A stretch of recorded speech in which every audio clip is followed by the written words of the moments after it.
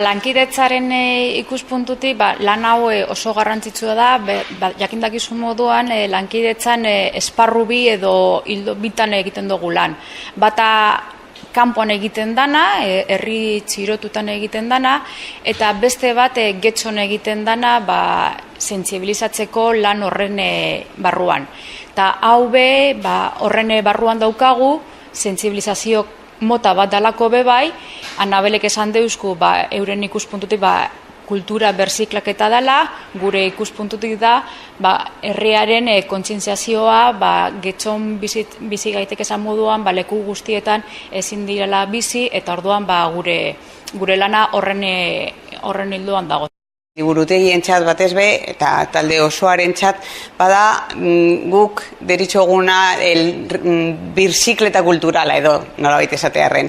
Badira liburuak doaintzen moduan jasotzen ditugun liburu guztiak urtean zehar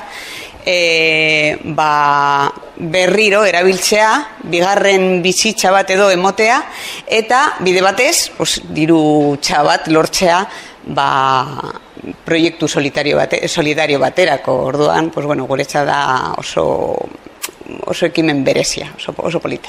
Lo que hemos obtenido por el Mercado Libre Solidario va a ser destinado para un colegio que está en Perú, en concreto se llama el Colegio Huasquiche, dentro de lo que es el distrito de Jauja, y es para la compra de material escolar y didáctico. Incluso se va a conseguir, gracias al importe obtenido, un laboratorio para lo que son las clases de ciencias, y estamos muy agradecidos a todo al ayuntamiento, a la comunidad de Getxo y por supuesto a todos los voluntarios.